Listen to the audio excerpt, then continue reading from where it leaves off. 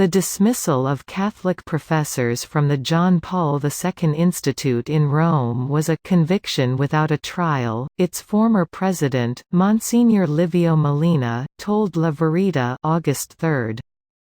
Molina and 3 of his colleagues were dismissed by Archbishop Paglia, the institute's Grand Chancellor, for not following a particular interpretation of Francis's Amoris Laetitia.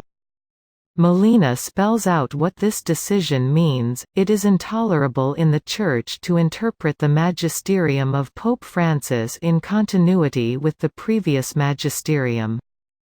Catholic interpreters even lose the right to defend themselves in a trial and are, according to a throwaway culture so often condemned by Pope Francis, simply dismissed, Molina explained.